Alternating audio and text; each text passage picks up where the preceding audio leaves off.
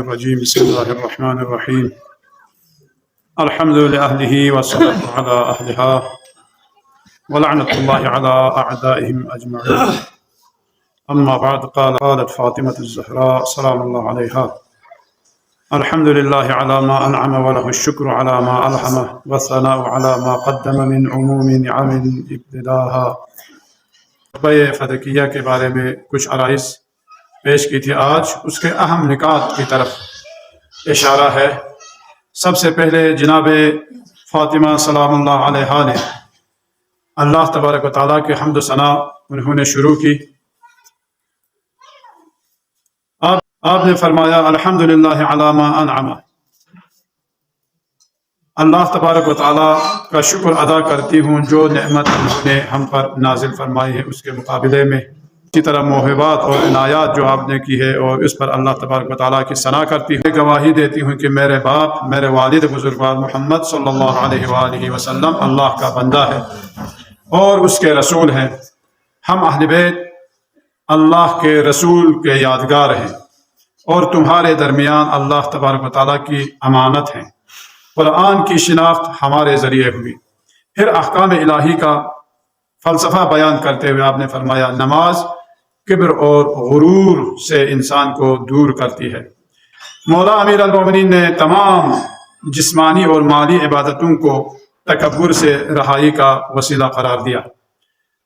اس کے بعد فرمایا زکوٰۃ تزکیہ کا ذریعہ ہے۔ قرآن کی اصطلاح میں زکوٰۃ راہ خدا میں انفاق کرنے کو کہا جاتا ہے، خواہ وہ مستحب ہو یا واجبات میں سے ہو۔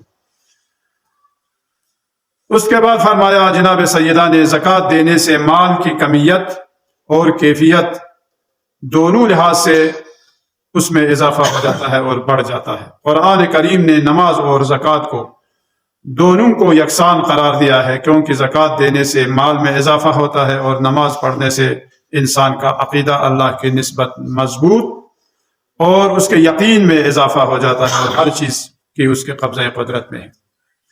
اس کے بعد فرمایا روزہ کے طرف اشارہ کرتے ہوئے والصیام تثبیتا للاخلاص، نماز جو ہے انسان کے اندر خلوص اور اخلاص پیدا کرنے کا ذریعہ ہے، باعث اخلاص ہے، لیکن لوگوں کے منظر عام پر آنے والے ہیں جو چونکہ روزہ ایک ایسی عبادت ہے جو لوگوں کے منظر عام پر آنے والی چیز نہیں ہے، صرف اللہ کے سامنے ہے۔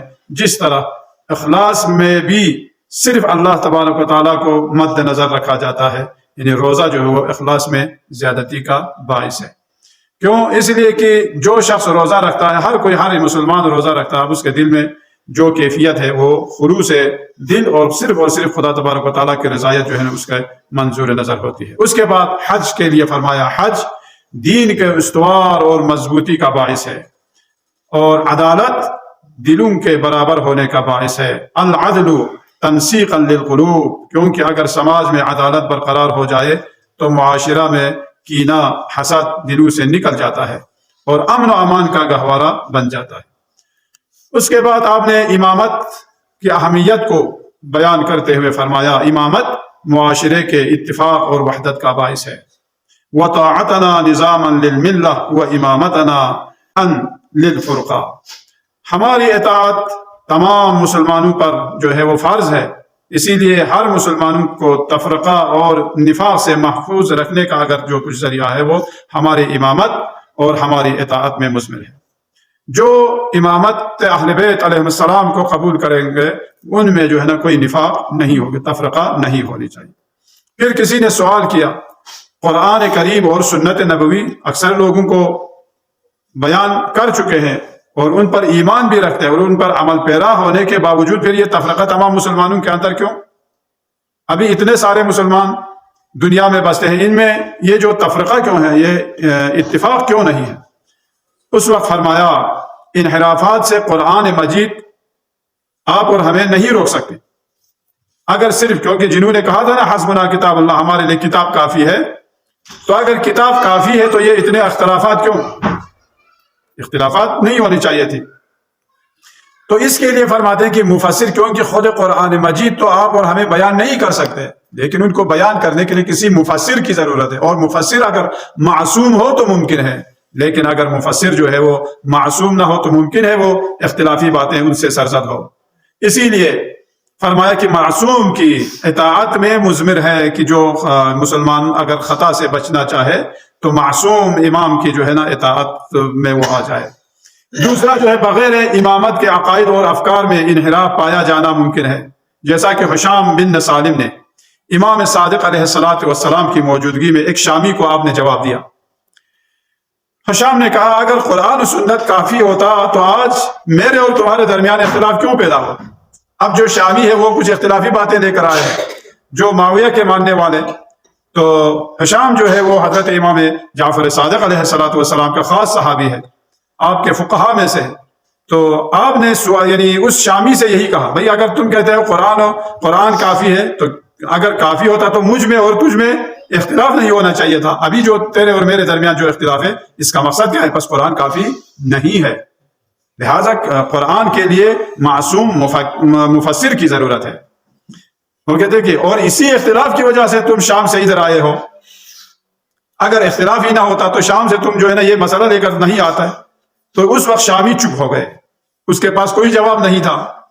اس وقت امام جعفر صادق علیہ السلام نے جواب نہیں دیتے، شامی نے کہا میں کیا جواب دوں، میرے پاس کوئی جواب نہیں، یعنی اگر میں کہوں اختلاف نہیں ہے تو یہ میں اسی اختلاف کی وجہ سے وہاں سے یہ مسئلہ لے کر آیا، یہ جھوٹ ہوگا۔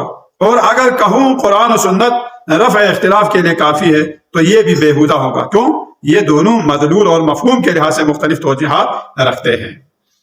تو فاطمہ سلام اللہ علیہ نے بھی اسی کی طرف تفسیر یعنی اشارہ کیا، قرآن کا حقیقی مفسر کون ہے؟ رسول خدا ہے، وہی اس کی صحیح تفسیر کر سکتے ہیں۔ اور انہوں نے فرمایا انی تارک فیکم الثقلین کتاب اللہ و عطرتی، کتاب اور عطرت کو میں تمہارے درمیان چھوڑے جا رہا ہوں تاکہ نظام اسلامی جو ہے وہ اس پر برقرار ہو۔ کیوں؟ کیونکہ انہی کی پیروی جو ہے وہ نظام اسلامی کا سرمایہ ہے۔ پھر آپ نے اپنی شناخت کرائی لوگوں کے سامنے، اے لوگو جان لو میں محمد کی بیٹی ہوں، فاطمہ زہرا ہوں، محمد جیسا باپ میرے علاوہ کسی اور کو نصیب نہیں ہوا، اس لیے تم میری بات غور سے سن لو کہ میں کیا کہہ رہی ہوں۔ اس بیان کا مقصد یہ تھا کہ لوگوں کی سوئی ہوئی ضمیر کو بیدار کرے۔ جہاں جناب پیغمبر اکرم کی بیٹی جو ہے آپ سے مخاطب ہے، اور جو بھی جس کی عصمت پر رسول خدا نے جو ہے بار بار تمہیں جو ہے وہ آگاہ کیا ہے، پھر بھی تم ان کو جھٹلا رہے ہو۔ تو یہ سوئی ہوئی ضمیر کو بیدار کرنے کے لیے آپ نے کہا تم لوگ میرے ساتھ ایسا رویہ اختیار کیوں کر رہے ہو کہ مجھے نہیں پہچانتے ہو، جبکہ تم سب مجھے جانتے ہو کہ میں کس کی بیٹی ہوں۔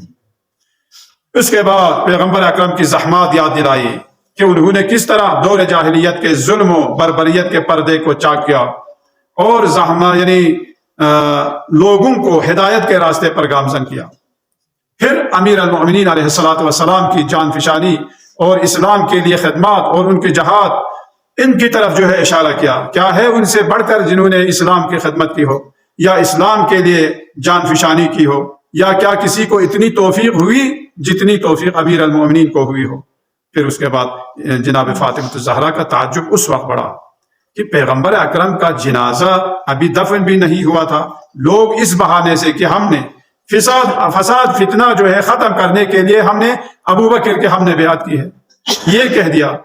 تو اس وقت آپ نے فرمایا تم نے فتنے سے بچنے کے لیے یہ کام انجام دیا، جبکہ یہ خود ایک بہت بڑا فتنہ ہے، یہ خود بہت بڑا فتنہ ہے۔ اس سے بھی زیادہ عجیب بات یہ ہے کہ تم نے نہ صرف دین خدا، قرآن اور پیغمبر اکرم کے دستورات کو پس پش ڈالا ہے، بلکہ آگاہانہ طور پر نور خدا کو بجھانے کی کوشش کی ہے، اور ہم سے صبر کرنے کا حکم دے رہا ہو، جس طرح کوئی شخص کسی کے جسم میں چاقو چبو رہا ہو اور اس سے کہہ رہا کہ صبر کریں، صبر کریں، صبر کی تلقین کر رہے ہو۔ تمہاری مثال یہ ہے۔ جب ان بیانات کا ان پر کوئی اثر نہ ہوا تو فرمایا کیا تم لوگ اپنے اس عمل کے ذریعے احکام جاہلیت کو زندہ کرنا چاہتے ہو اور اسلام کو ترک کرنے لگے ہو؟ اے مسلمانوں، کیا میرے بابا کا ارث مجھ سے چھینا جائے گا؟ اے ابو قحافہ کے بیٹے، کیا قرآن میں آیا ہے کہ تم اپنے باپ سے ارث لوگے اور میں میرے بابا کا ارث نہ لوں؟ یہ اللہ تعالیٰ کی شان میں بہت بڑی گستاخی اور پیغمبر اکرم سے وعدہ خلافی اور قرآن کریم سے دوری اختیار کرنا ہے۔ اس کے بعد آپ نے فرمایا ارث کے بارے میں قرآنی آیات سے استدلال کیا، ہم ذکر کر چکے، اس کی طرف میں اشارہ نہیں کرتا کہ آیات الہی سے آپ نے استدلال کیا، لیکن بابا سے آپ نے امت کی شکایت کی. کہا اس وقت قبر رسول کی طرف، کیونکہ لوگوں نے آپ کی باتوں کو نہیں مانا، آپ کی باتوں پر کوئی توجہ نہیں دی، کوئی اثر نہیں ہوا، تو آپ اپنے بابا کی قبر مبارک کی طرف رخ کر کے آپ نے یوں شکایت فرمائی، اے کاش میں آپ سے پہلے مر جاتی. آپ چلے گئے اور بعض لوگ اپنی ناحق مراد کو پہنچ گئے. آپ کی جدائی سے اتنی شدید مصیبت میں گرفتار ہوئے کہ شاید پوری دنیا میں نہ کوئی عرب والے اور نہ کوئی عجم والے ایسی گرفتاری میں اور ایسی مصیبت میں گرفتار ہوئے ہو. اس کے بعد آپ نے انصار سے مدد طلب کی. انصار سے جب آپ نے مخاطب ہوئی اور کہا کہ ان کی رسول خدا کے اہل خانہ سے بے توجہی پر سخت تعجب کرتے ہوئے آپ نے فرمایا کتنی جلدی تمہاری بے توجہی ظاہر ہوئی، جبکہ تم لوگ آسانی سے میرا دفاع کر سکتے تھے. کیا تمہارے لیے رسول خدا کی رحلت کم مصیبت تھی؟ اور اس سے بھی بڑی مصیبت یہ ہے کہ ان کی رحلت کے بعد ان کی حرمت شکنی کرنے لگے ہو. انصار کی پھر آپ نے مذمت کی اسی جلسے میں. اس کے بعد ایک بار پھر ارث کا مسئلہ اٹھایا اور فرمایا اے بنی قیلہ، کیا تم دیکھ اور سن رہے ہو کہ میرا ارث یہ لوگ چھین رہے؟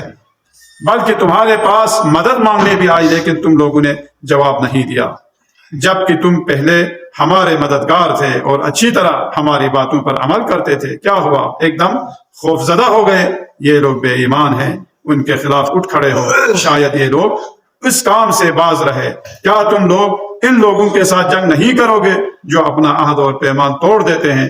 معلوم ہے کہ تم لوگوں نے دین اور حقدار افراد کو تم نے دور کر دیا ہے.